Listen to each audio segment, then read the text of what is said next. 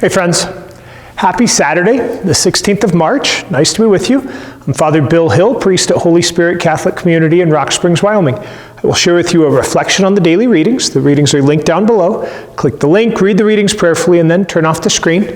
Spend some time with God before you move on to other things.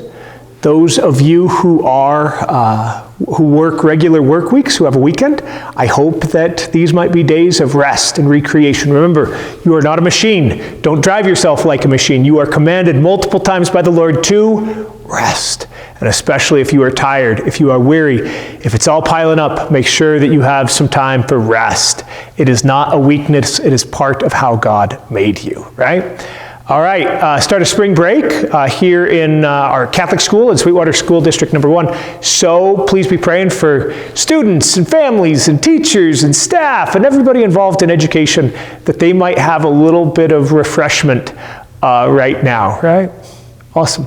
And what are we? Saturday on the end of the 4th week. We are getting ready to kind of move into the last week of regular Lent and then Holy Week. So, you know, Lent is burning up. We're 2 weeks away from the holy days and from Easter. Here we go. So we have a reading from Jeremiah the prophet and John's Gospel. So Jeremiah, kind of standard Jeremiah where he's been preaching doom and gloom, commanded by the Lord. Everybody hates it, so they try to silence him. I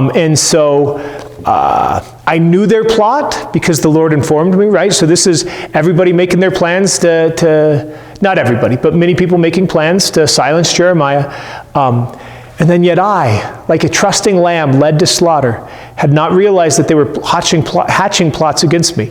So, you know, this is a bit of Jeremiah and feeling just that sadness, that dismay that he's doing God's will and is being persecuted. And of course, you might pair that with the first reading from the Book of Wisdom yesterday that we kind of read in relation to Jesus, you know, the just one who is loathsome to people.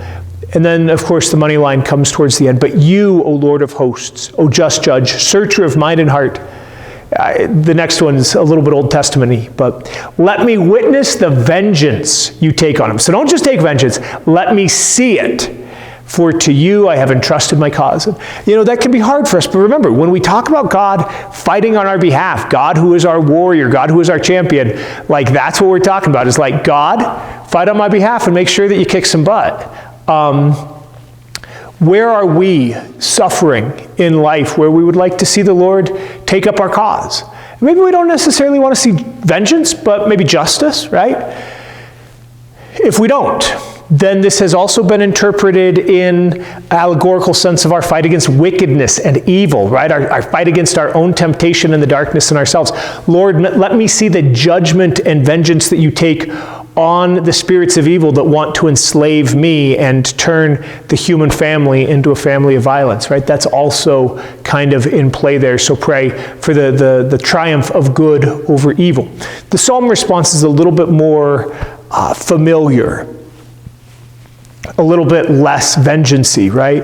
O Lord, my God, in you I take refuge. So here it's God is our shield, God is our hiding place, God is our rock. Okay. The Gospel of John, we have questions among the people like, wait, who is this guy? Can he be the Christ? Can he be the prophet? No, he's from Galilee. How can he be any of those things? Right? And so the Christ is a more familiar title for us for Jesus, the anointed one of God. We get this a lot of times in the Old Testament. 3 groups were anointed, right? Priests and prophets and kings. And they are looking for this anointed one. Different groups in first century Judaism are split on whether the anointed one of God is going to be one or multiple people. So they're asking this question. The prophet is the prophet greater than Moses that's promised in Deuteronomy. Is this Jesus, this promised one of God, this prophet?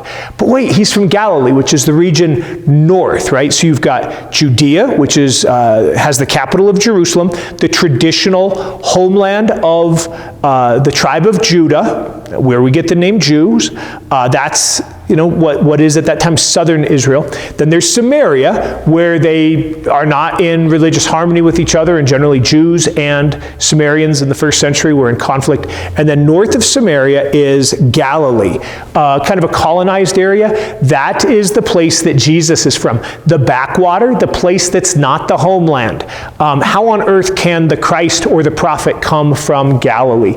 And of course, we know the answer to that because it's given to us in Matthew and Luke, that he actually is born in the city of Bethlehem, and he is a descendant of David through Joseph's line, right? So we kind of have the answer to that. How's God wanting to surprise us? How's God challenging our understanding in these days? In the ancient world, we hear, wait, the Messiah can't come from Galilee. How is this working?